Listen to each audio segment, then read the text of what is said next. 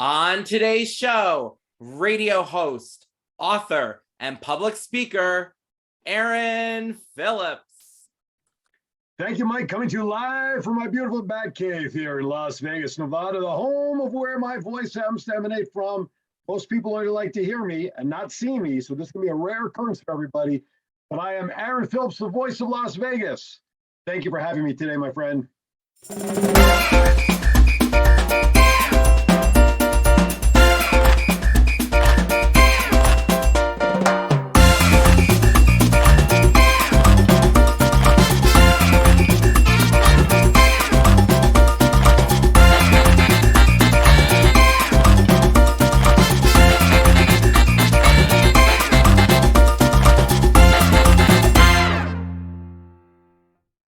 Hey everyone, welcome to the Mike Grand Show, and today's special guest is radio host, author, and public speaker, Aaron Phillips. Hey Aaron, how are you? Good, Mike, sir. How are you back east there? How's it going? Good. Thank you so much for joining us here today. My absolute pleasure. Listen, it takes a lot to drag me out of 70-degree weather in Las Vegas at this time of year, but for you, sir, everything is here for you. And we're going to have so much fun, guys, today. So, Aaron, what I want to start off with is, how did you get started in radio? Oh, my goodness. I have one compound word for you and for everybody out there: Craigslist. As silly as that sounds. I moved here from Jersey about 25 years ago, and I was looking to continue and really get into the voice business, voiceover, commentating, whatever. And I saw an ad on Craigslist for a color commentator for Junior Golden Gloves boxing. And I figured I would just send him my demo tape that I had from back east, where I did a weekly sports talk show back east on a little FM station, Solid Gold, WCNJ, with the good songs, come out and play, you know, the easy FM station. But I really made my hit here. And so I sent that resume in, and I totally forgot about it. And about 3 months later, I got an email from the production company saying, "Hey, are you still available? Are you still interested?" And I said, "Well, absolutely." And I met the owner and the producer of the show, and make a long story short, they hired me with really no play-by-play or color commentating experience, but I managed to impress the gentleman that night, recorded 6 episodes of Junior Golden Gloves boxing from Mesquite with a play-by-play guy who, to his right, got me into this business. He's a Hall of Famer, former professional athlete. And as they say, from there, the rest is history. And I just kind of was at the right place, right time. Really made my own opportunity to do this, and I'm very proud of that fact. So were you always interested in becoming a broadcaster, or did you have other aspirations? Well, aspirations are such a finicky word. But, you know, I'm a big sports guy. I mean, I'm being from Jersey. I was a Yankees fan, Giants fan. I was a Yankee fan. I got to hear Phil Rizzuto and Frank Messer, you know, and Bill White. And for the Mets, it was Lindsey Nelson and Ralph Kiner, of course, you know, the great Mel Allen, you know. So I always patterned myself thinking, boy, that would really be cool. And then as I got into high school and college, I got involved in a community service organization that allowed me the opportunity to speak in front of people as a leader, as a state officer. And I loved the stage, man. I loved being able to talk and motivate and share my passion. And the key for me that makes it fun, no matter what I do, is I don't script anything. Everything just comes from here. And when you can talk from the heart, it makes it so much easier and it's more comfortable. And I just kind of fell into it. I started doing some voiceovers out here.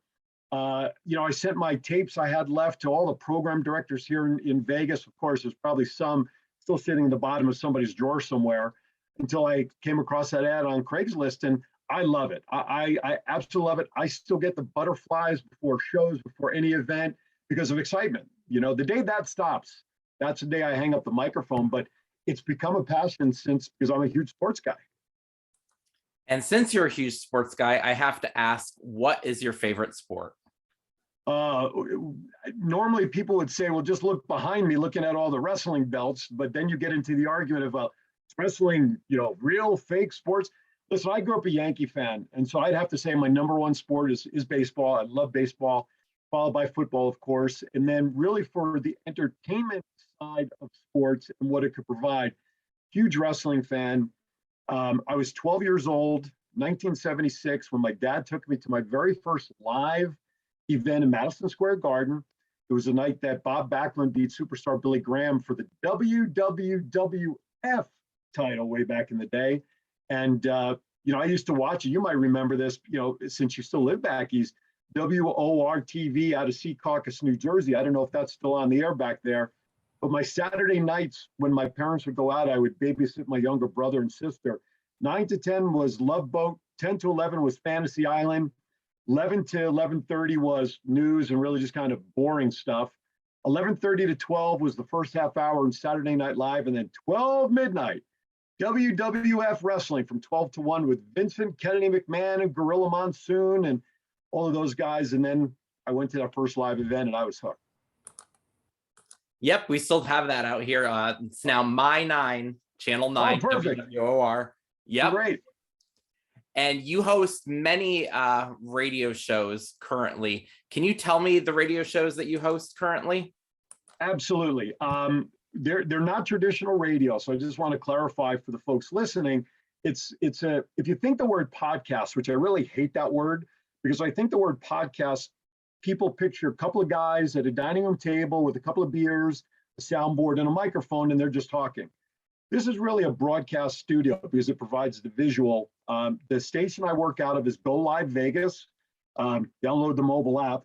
This way my producer won't get mad at me for not giving the station a plug. But my main shows right now, Tuesdays, I co-host a show called The Debt Lifeline from 9 to 10 a.m. Pacific. It's with a gentleman by the name of Rob Goldstein. And really, he's not a financial planner, but if you have some financial crises that perhaps you need representation for, and you just don't know what to do, he jumps in and he can help you get better situated in some of those scenarios. Thursday nights, I co-host a show called Black Tie Vegas, where Lou Gazzara is the host. I'm kind of like his Ed McMahon, where I'm just kind of there doing outros, intros, asking some questions, but it's old style Vegas. We are wearing tuxedos and kind of bringing back that lounge feel. And then Saturdays is my big day. Saturdays from 8 to 9 a.m. Pacific, I co-host a show called The Penalty Box. Think, pardon the interruption, but with two older guys, if you will. It's not your typical sports talk show. 9 to 11, that was my favorite show. Wrestling, I got to show the shirt. Thoughts count anywhere. 9 to 11 a.m. Pacific time. And then from 12 to 1, my own show, Aaron's Hour with Aaron Phillips. These are all on my Facebook page. Each show has its own Facebook page, and I have websites and stuff. So I do it. Plus, I produce shows. I have other shows that are coming online that I work with folks behind the scenes and help them launch a podcast that they may want to do for themselves or for business. So I'm also behind the scenes on a couple as well. So tell us what it's like having to put a show together so the fans at home understand exactly how much work goes into putting into a show. So with these shows, since you're on so many of them, how involved are you in each show? And that's a great question. And I got to ask you, how many hours do you have for me to explain that to the viewers? But great thing is the Debt Lifeline show and Black Tie Vegas, those main hosts, they're the ones that primarily arrange for the guests. So I'm not too involved in that, but I do the production with them. I talk about what we should do better, how we set this shot, what we need to work on next time. But the other three shows, I'll talk from Aaron's Hour because that's my own personal show because I host it alone. The other shows I have great co-hosts with and they help. It's a combined effort. So here's what I do. When my show is over at 1 p.m. Pacific, and of course I live on Facebook like I think half the world probably does, if not more, every time I see a story that someone posts or on my MSN feed on my phone, I actually reshare that to my own Facebook page as a bookmark because I think of those things, oh, that might be a good topic to talk about on my next show. So I cheat with Facebook. That's my bookmarking for material. I don't have a crack research staff where people can get me topics, That's the easy part. The harder part is your guests, okay? What's your theme? Who's available? Who entertained Friday night until 2 in the morning and wants to get up early, come into the studio to do a show? But similar to what we're doing, we also can Zoom people in or video link people in. They don't have to be in studio. So it's formatting, it's your commercials. Hey, don't forget about sponsors. You got to get them fitted based on what you promise them. Do you have special segments like I do birthday lists on the wrestling show? So it really is a juggling act. And I created what I call a run sheet, and you probably use a tool very similar to that. It's a simple Excel spreadsheet, literally by the minute of the segment, who's coming on, phone, video. I leave that for my producer so he knows where all these people are coming in, what commercials I want run. It's in each segment. It's really putting a puzzle together. Now, going into a studio like I do now, half the battle is just walking in and being a talking head. Putting the show together, that, program-wise, that's what I work on. But prior to going into the studio where I work now, one of my shows I did out of someone's business. I did a show for 3 years called Twin Brothers from Different Mothers, and the show started in my co-host's art gallery. So I'm taking the Tuppermade bin with soundboards, microphones, connecting everything up, and I'm like, man, am I getting tired of this? Fortunately, I found Go Live Vegas. We made the transition, and now, other than just formulating the show for that upcoming week with topics and guests, and what do I think is interesting, and do I tell a joke? Do I not? Because I don't sing. A lot of entertainment variety shows that you see, or you have that host that can sing and belt them out. I can't even do that in the shower. You know what I'm saying? So it's kind of piecing it together. It's fitting together what you think your audience wants to hear, what you want to do.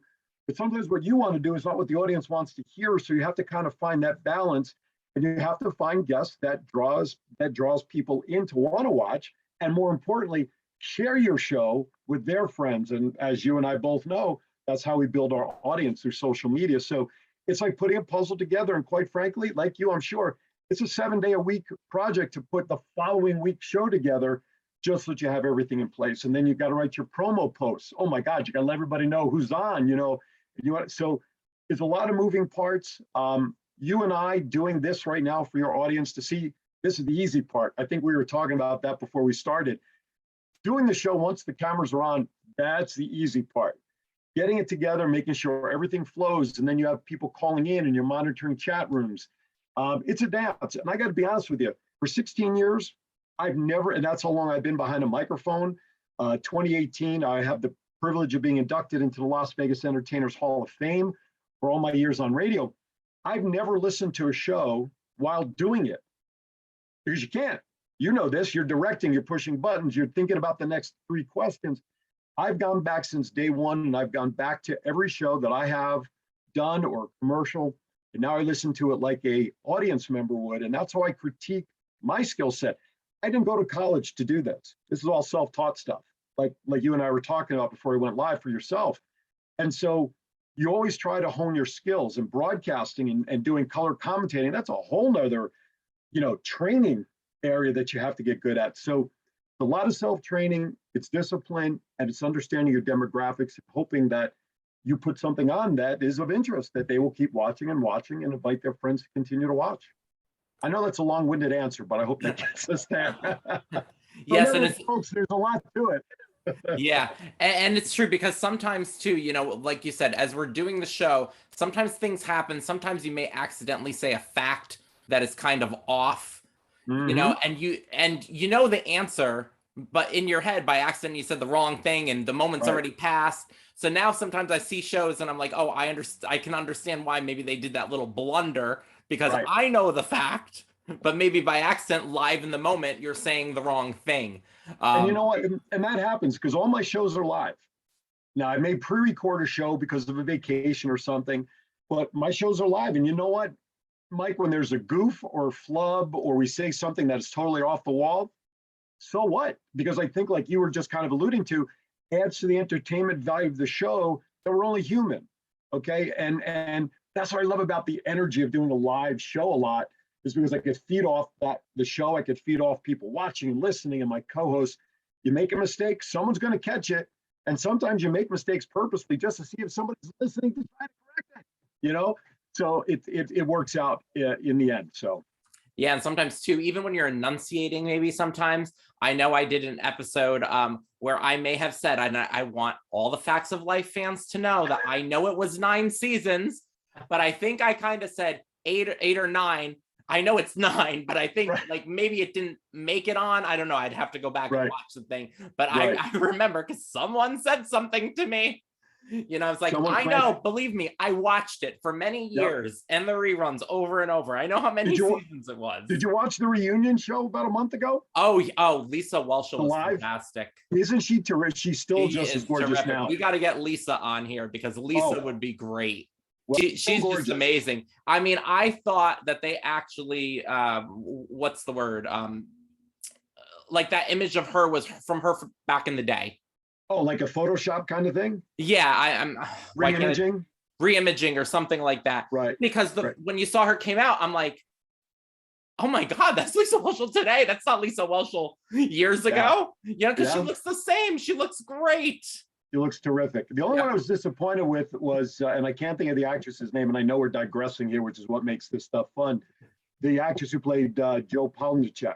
Yeah, unfortunately, I'm not quite sure why she wasn't able to make it. Nancy. Yeah, I read some stuff. She, whatever. But that I was a little, disappointed she wasn't there. But hey, and I did see that Julianne Paddock, who played Cindy in season 1, was actually in the audience. Yes. That would have been great to just kind of scoot her in there for even if it was cool in the background. That would have been a cool inside joke that she's there. Little Easter egg. Yep. I do want to talk about your Thoughts Count Anywhere show, your wrestling show. Yep. So you do have this wrestling show on Saturday mornings. You've had some of the gorgeous ladies of wrestling that we've had on here as well. Can you tell us who you had and how much fun you had interviewing them? Well, of course, you can't do a show about Glow without April Hom and the Royal Hawaiian. Then, of course, we had, and I'm going to botch it up, and I do it purposely just to kind of upset her, Colonel Nanitska, Lori Palmer, she was on. And I'm now talking about drawing a blank, but we had one of the other gals on. She was on Video Link with us from California. And we also, what I did not know, I do commentary for one of the local promotions here in town for wrestling. And the owner of that was actually a Glow referee in the first season, Benny Espinosa. So we managed to get him to come down to the studio as well. It was a lot of fun. Glow just brings back such a sentimental feeling for a lot of people. And it wasn't on long. It was only on a couple of seasons, 2, 3 at best, if memory serves. But it's such a sentimental thing. I'm happy that the original gals are able to enjoy that success now, either because of the resurgence of the reboot that they did, a couple of seasons worth or whatnot.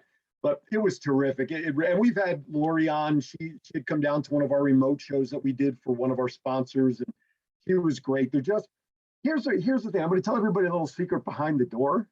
They're real people, folks. These wrestlers that you see on TV, they're real people. They play a character. But it was terrific. There's such a nostalgia. And I met April at the Cauliflower Alley Club convention here in Vegas a couple of years ago, the year before the pandemic shut it down. And I'll tell you what, we got so engaged in conversation. Now, of course, we had a lot of other things in common. A lot of it was not mental, health issues like diabetes and things that we were both dealing with. But we just hit a great accord, and she's been on numerous times. Every time she comes into Vegas, we bring her on. Total blast with those ladies. And I'm so glad that they're getting recognized for really the Divas revolution or evolution that started back in that day in the 80s. And they're finally getting recognized for it today. Yep. And just for the Glow fans watching, 4 seasons, Aaron, because they're going to comment 4 seasons. 4 seasons. But right. in a lot of part of the country here in Connecticut, it got pulled after it was on WPIX New York. Channel 11. After 3.5 seasons, they didn't show the last part on the New York affiliate here, and we did have a Connecticut affiliate that didn't even show season 4 at all. Unfortunately, yep. And it was Lightning. Them. You had Lightning, Cheryl Russa. There you go. Thank you. Yep. Listen, I've been blessed with so many years on the radio. As much as I try to remember all my guests, I can remember stock numbers from shoes when I sold for Tom McCann in high school. But I can't remember all my guests' names, and I barely remember what I had for breakfast 3 hours ago. So I thank you for getting You're welcome. Up there. So many great guests. So I have to ask you, first off, the big debate, which is your favorite, WWE or AEW at the moment? Wow. I am, and admittedly so, and you can tell by all the belts behind me, they're all, except for this silver one, which I'm kind of pointing to. That's actually a custom-made belt I had made for me as Aaron Phillips, the voice of my brand. But all these other belts are all WWE affiliates because I grew up with that. I got to be honest with you. what's going on in WWE now with all the releases and we don't have to recap all of that because wrestling fans know what's going on. But there's so much absurdity that's going on in my opinion, and we've discussed this on Thoughts Count Anywhere. By the way, you can go to thoughtscountanywhere.com, click the archives tab for any past shows. Anyway, cheap plug. But obviously, this is being positioned to sell the company. Nick Khan is known for doing that. You're cutting payroll. They made $1 billion in profit last year, or revenue, whatever the ridiculous number was at the meetings that they just had 2 weeks ago. And that's because they've been chopping a lot of salary off. Yes, they sell a lot of merchandise. And they're still selling merchandise from wrestlers who are not even with the promotion anymore. Okay? So they're still making money off of wrestlers that aren't there. I'm starting to sway. I'm getting ready to maybe turn my membership card in and make AEW my favorite. But here's my fear with AEW, and I'm sure you've talked about another, and again, this is topics we talk about. I'm afraid with AEW signing all of these free agents. Last night or the other day, we saw Keith Lee make his appearance. I hate to think that Tony Khan's going to put himself in a corner much like WWE with so much talent and not enough airtime. I mean, I know we got the 2-hour Dynamite. You got Rampage. They have the YouTube channel. But still, there's saturation, which was another discussion we were having because now many of the indies, the Impacts, ROH, although that's on the shelf till April, New Japan, are we getting diluted in the wrestling market now that all of a sudden all of these because they're tired of WWE and all the stuff that they're doing over the last couple of years with releasing talents and the really crazy, and I'm being politically correct there, storylines. We actually have a shirt on our website about our feeling about WWE creative. So if anybody, I know we got to watch what we do here on YouTube. I don't want any letters or emails coming. I gotta tell you, I majority of my time WWE because I love the characters. I'm loyal to it. But seeing some of what's happening with AEW and seeing some of the talent being used the way they should have been used, really from the get-go, I'm starting to keep more of an eye on the AEW stuff because I don't think if you ask me in 5 years, the over/under is 5 years. In my opinion, I think the under before WWE is sold to another entity. So, and of the superstars that are on the rosters right now, I want to ask you, who are your favorites on both shows, both brands? Oh my goodness. Usually I ask these questions. I don't have to answer these questions, but all right, let's go to WWE. I don't like, okay, the wrestlers I do like for their performance and ability, you got to love Roman Reigns. Give the guy props. I loved him when he was with the Shield. I loved him before, and you look at him as a human being for what he's had to accomplish, getting past leukemia and all of that, and then unfortunately suffering from COVID right around the beginning of the year, missing day one and all that transpired with Brock Lesnar. You got to love Roman. The work that he has done since coming back has been tops. It's been yeoman. I can't think of really anybody in the last 10 years that's done anything to that level, especially on the heel side. Because if you look on the face side, of course, you got the John Cena's, you have those faces. I love Randy Orton. He's better as a heel than a face, okay? Where everybody's waiting for the time he's going to turn on Riddle. We all know it's coming at some point, right? The ladies, I got to love Bianca Belair. I mean, the whip she gave Sasha to win the title at WrestleMania with her hair braid or whatever, I think it was WrestleMania. Yeah, because they were headlining the first. I felt that all the way here in Vegas. That was just tremendous. So I love Bianca. Getting a little tired of Becky, Zach, right now. I was really thinking Ronda and Becky because of the controversy about the pin. Was her shoulder down? That was a natural storyline. Her going after Charlotte really, in my mind, doesn't make a whole lot of sense right now.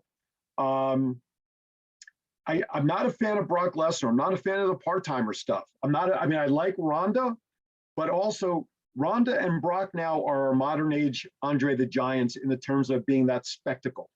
Okay. They're not there often enough that you can really invest their time. And now, do I like this part of Brock where he's kind of on the lighter side, almost the face side? Yeah, because it's unique for him, and I kind of like it. Not surprised by the swerve of Paul Heyman, at the last pay-per-view and all that stuff. But I don't like those part-timers. I love Seth Rollins. His character can equate to anything, One female wrestler, and then I'll move over to AEW in a second. how do you not like Natalya no matter what she does? She is a foundation for WWE that is really underappreciated and underutilized for what she should be doing and can. Now she puts a lot of talent over, so she works with the talent and helps them. One that comes to mind was Liv Morgan. Liv Morgan beat her at the WrestleMania with no fans. So I would really like to see her. She had one of the I don't know, it was the Raw SmackDown belt. She was a Divas champ back in the day, but she didn't have that title belt for all too long. And I really wish the WWE would think about giving her a run that was meaningful.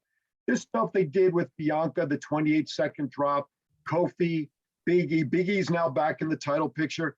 Shame on them. And that's the kind of stuff that's turning me off on WWE.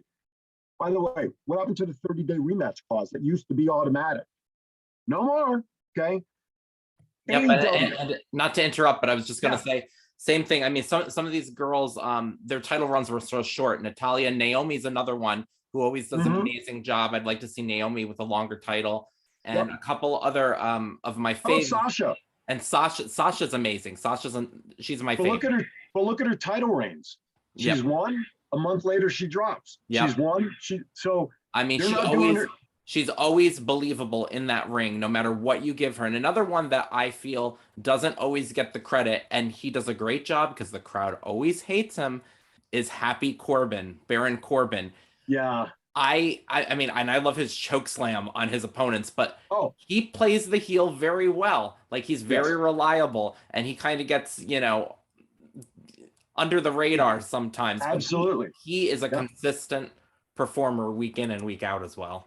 Totally agree with that. And when you think about when he first appeared as the lone wolf and the long hair and to his progression now, you're right. He's always maintained that heel character, but in very different personalities, where when everybody got the news that Happy was being trademarked for Corbin, maybe he's going to become a face, but no. So and here's another one, Sami Zayn. Okay. Love the guy. I love him and what he's doing. I loved him when he was a face. You could give this guy chicken, and make chicken salad out of it, because he also is believable in his presentation. He's another guy, though, I would like to see get out of that mid-card picture, be taken a little more seriously. But in order for that to happen, they have to tweak his character to be a little more serious. No more of the conspiracies and dealing with Johnny Knoxville, which I thought was a terrible thing. Very disappointed in the Men's Royal Rumble. There were no surprises. You can't count Brock. We all predicted that on the day before on Thoughts Count Anywhere earlier that day, that if he loses the belt, he's going to come in and win. So we all called that one, even though Shane McMahon didn't want that to happen. However, that's a whole other story. But you're right. So you can give certain storylines to people and they'll run with it and be the best there is. And I think what happens is they get lost in the shuffle, like you said, under the radar for Corbin, and to not be taken more seriously with a more serious run. And that's unfortunate, because I think they're wasting talent on some of those guys. The talent's being wasted in that mid-card stuff where they don't get that big push for the big picture. I'm disappointed about Big E. Back to SmackDown, tag teaming with Kofi. I love Big E. Everybody loved him in the back. And in short order, he gets a clean pin by Brock and loses his belt at day one. Terrible. And he had a 3, 4, 5 month run with the belt. That's not enough to establish anything.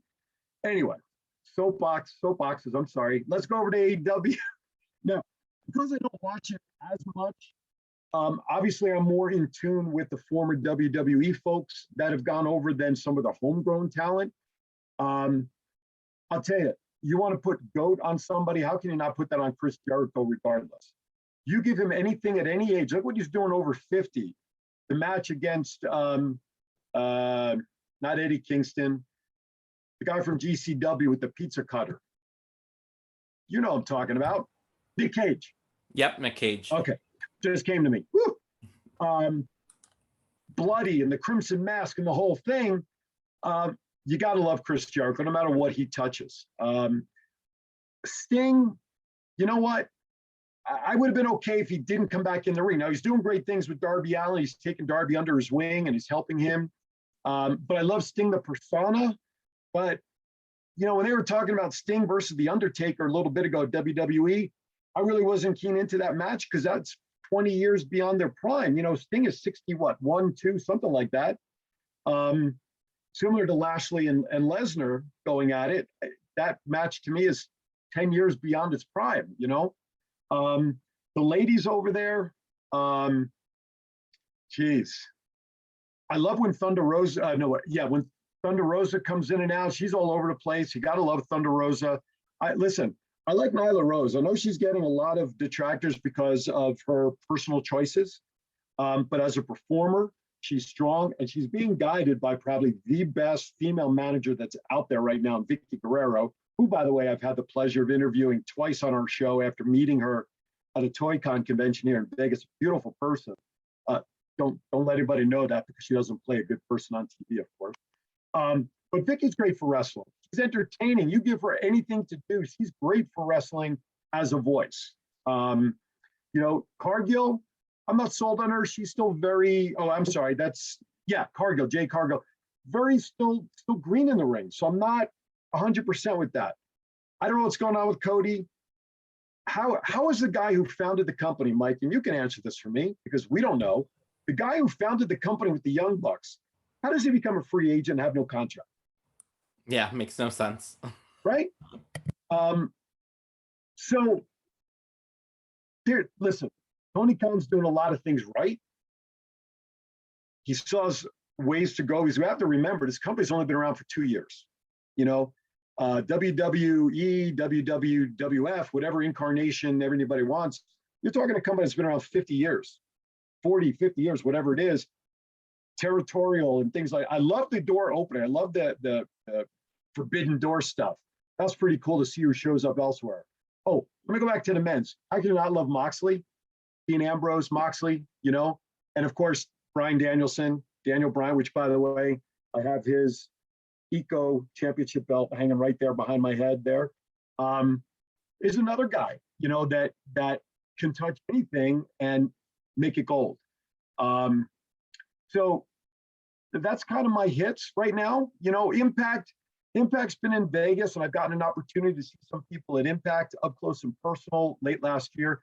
Josh Alexander, here's a guy and the storyline with him and Moose. I don't know how far how close you watch Impact, but Josh Alexander, we interviewed him. There's a guy that, man, he is put together. And on the Impact side, how can you not like the Good Brothers? We had them on our show as well, but they are so well oiled, being together for so long that people forget, and he'll probably kill me the next time I see him. But Luke was, for those of you who remember a character back in the late 80s, maybe 90s, Festus. You remember Festus in WWE? No, I didn't remember. He's the guy that was sort of like, he gets to the ring, and it was a tag team, and I don't remember who his partner was, but he gets to the ring like in a trance.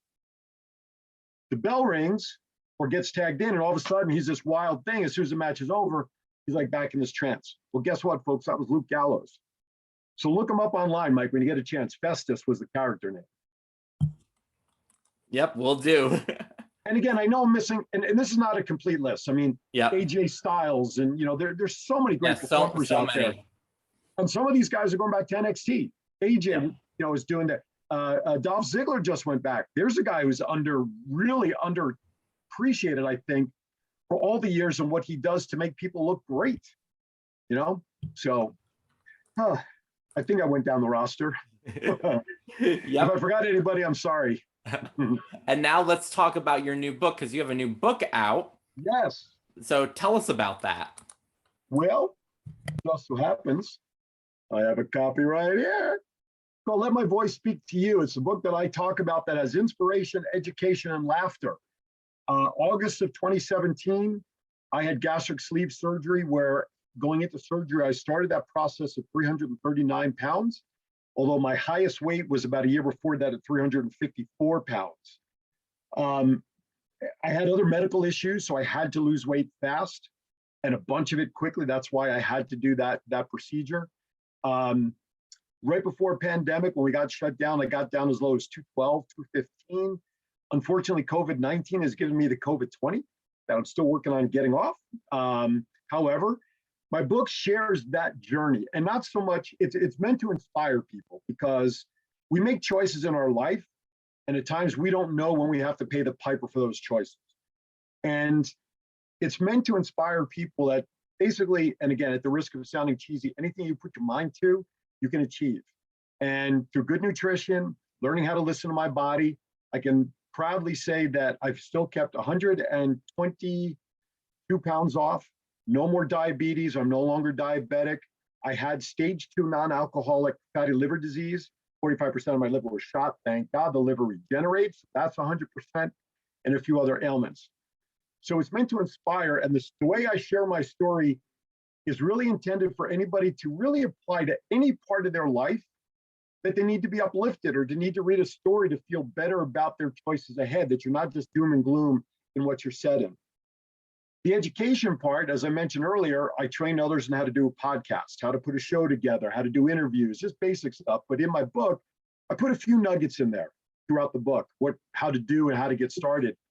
And then lastly, the laughter comes in. You know this as well as anybody, that when the microphone's not on, you're on commercial break or something, some of the best stories go on when the microphone's not on. And so I share some of those stories in the book as well. It's on Kindle. It's available on Kindle, or folks can reach out to me through my website or Facebook, and I'll be happy to offer them to purchase the book with my autograph, mail it out to them. Very proud of it. It was something that somebody mentioned to me a couple of years ago that I should think about doing. I used a great ghostwriter. I got to give her props, Brittany Bearden. Her husband, by the way, Jeff Bearden, used to be the Giant Warrior in wrestling many, many years ago. Did a great job. And like I said, I'm very proud of the book. Stories from a Hall of Fame personality.